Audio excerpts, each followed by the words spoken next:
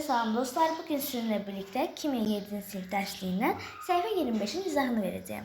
Öğrendikleriniz tatbik edin hissəsində birinci sualdan başlayaq.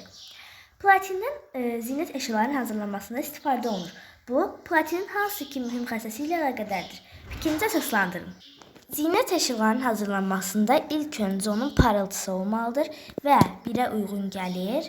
Yəni birinci mühüm xassəsi onun metal parıltısının olmasıdır. Metal parıltısı. İkinci mühüm xassə isə onun ərimə temperaturuna malik olmasıdır.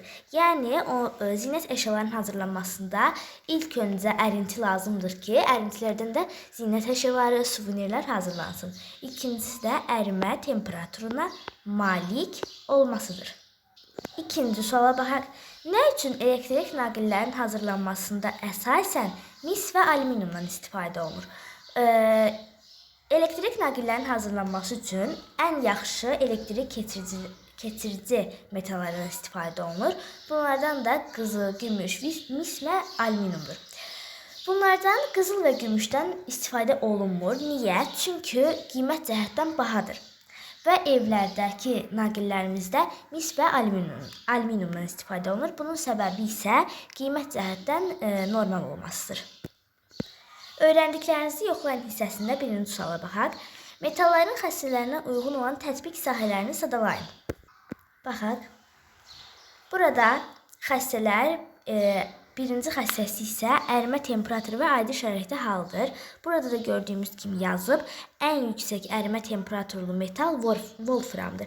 Wolframdan lampaların içindəki spiralda istifadə edirlər.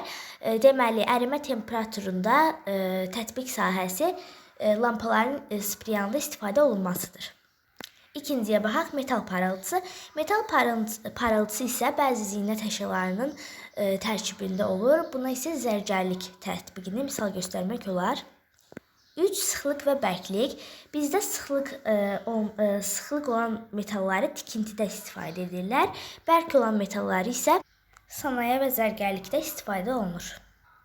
Elektrik keçiriciliyi. Elektrik keçiriciliyinin tətbiqi əsasən elektrik naqillərində və kabellərdə istifadə olunmasıdır. İstilik keçiriciliyi. İstilik keçiriciliyi isə mətbəxdəki ləvazimatlarımızda, qazanlarda, tavalarda, çaydanlarda istifadə olunmasıdır.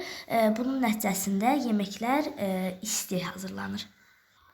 Plastiklik. Plastiklikin isə tətbiqində hansı tətbiq sahələrində istifadə olunur? Ən çox məişət əşyalarının hazırlanmasında, bəzək əşyalarının hazırlanmasında, tikinti əşyalarında istifadə olunur. İstidən genişlənmə. Metalları qızdıranda genişlənir, soyudanda isə sıxılır. İstidən genişlənməyə biz evdə işlətdiyimiz termometri misal göstərmək olar.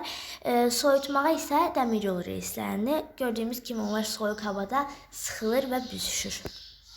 İkinci suala keçək. Təbiət dərsindən öyrəndiklərinizə əsasən metalların qızdırıldıqda genişlənməsi və soyuduqda sıxılması hadisəsinin nümunələr göstərin. Bu xassələrə əsasən metallar harada istifadə olunur?